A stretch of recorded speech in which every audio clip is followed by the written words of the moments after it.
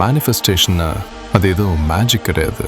நீ உண்மையிலேயே என்ன விரும்புகிறன்னு முதல்ல கண்டுபிடிக்கிறது தான். சின்ன வயசில் நாம் எல்லாம் கனவு கண்டிருப்போம். நான் பெரியவனா ஆனதும் இதை பண்ணுவேன், நான் அப்படி இருப்பேன். அப்போது இது பாசிபிளான்னு நம்ம யோசிக்கவே இல்லை. வளர வளர மற்றவர்கள் என்ன நினைப்பாங்க, நம்மால முடியுமா, இது ப்ராக்டிக்கலா இருக்குமா, இப்படி நிறைய ஃபில்டர்ஸ் நம்ம கனவுகளுக்கு மேல போட்டு மூடிட்டோம். ஆனா இங்க தான் முக்கியமான விஷயம். பல பேர் ஏன் தங்களோட கோல்ஸ் அடைய முடியாம ஸ்ட்ரகிள் பண்றாங்க தெரியுமா? அவங்களுக்கு விஷன் இல்லாததால மட்டும் கிடையாது, அவங்க ஒரு விஷனுக்கு கமிட் ஆகாம இருக்கதால. ஒரு நாள் ஒரு கோல், அடுத்த நாள் இன்னொரு கோல், அதுக்கப்புறம் மற்றவர்கள் என்ன பண்றாங்கன்னு பார்த்து அதையே ஃபாலோ பண்ண ஆரம்பிச்சிடுறாங்க. இப்படியே டைரக்ஷனை மாற்றிக்கிட்டே இருந்தா நீ உண்மையிலேயே என்ன விரும்புறேன்னு மறந்துடுவ.